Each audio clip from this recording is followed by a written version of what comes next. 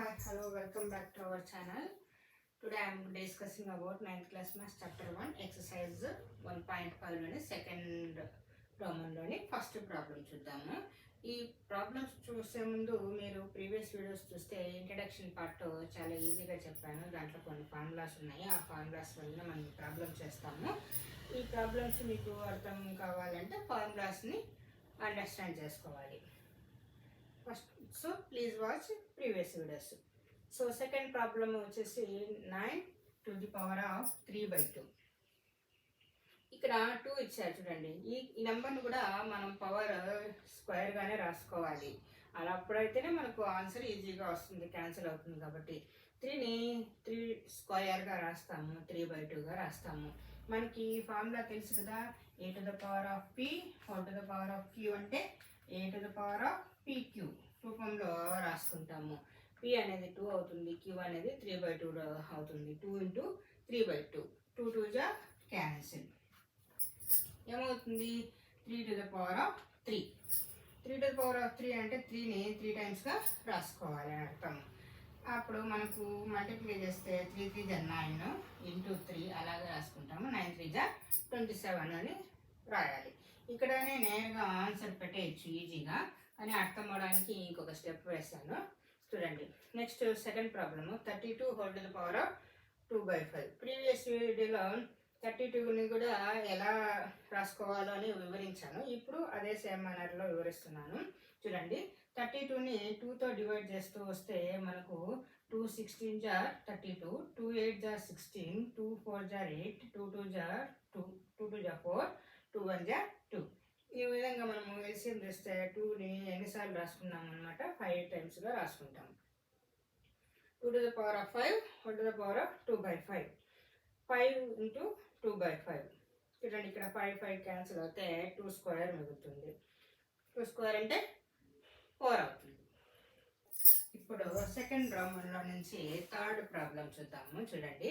16 to the power of 3/4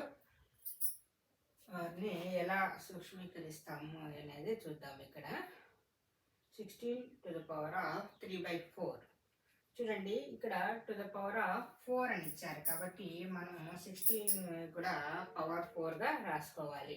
చూడండి, 16ని power 4గా రాసుకోవాలంటే ఈ విధంగా చేయాల్సి ఉంటుంది. మనము 2 8 జా ఇక్కడ మనం ఎల్సిఎం చేస్తాం కదా, ఆ మోడల్లో చేసుకోవాలి. 2 8 జా 16, 2 4 జా 8, 2 2 జా 4, 2 1 జా 2.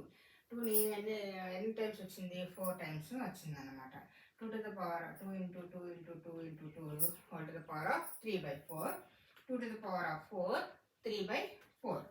ఈ విధంగా చేసిన తర్వాత మనకు ఫార్ములా తెలుసు కదా, a power p whole to the power of q is equals to a to the power of pq.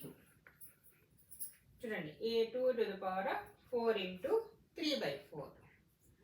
ఈ విధంగా ఉన్నాక నెక్స్ట్ 4 4 క్యాన్సిల్ అవుతుంది. 2 to the power of 3. 2 power 3 అంటే 2ని 3 టైమ్స్గా రాసుకోవాలి. Answer is 8. ఎలా? 2 2 జా 4, 4 2 జా 8. Next fourth problem 125 whole to the power of -1/3. చూడండి, ఇక్కడ మైనస్ ఇచ్చారు, డిఫరెంట్గా ఉంది ప్రాబ్లం చూడండి.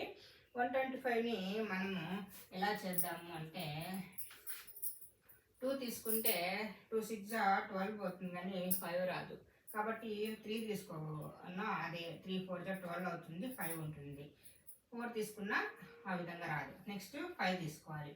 5 2 జా 10, 12లో 10 పోతే 2 రిమైండర్ 25 ఉంటుంది. 5 5 జా 25. మనకు 25 ఇంటూ 5 జా కూడా 125. నెక్స్ట్ 5 5 జా 25.